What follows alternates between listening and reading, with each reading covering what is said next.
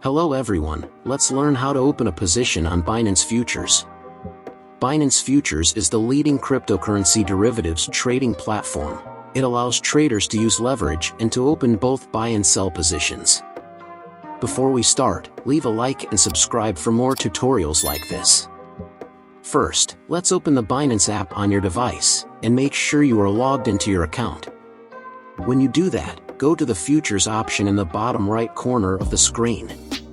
Now you have come to Futures. Next you need to choose which position you want to open or buy, so that the price will jump, or sell, so that the price will fall. Then choose the size of the leverage you want.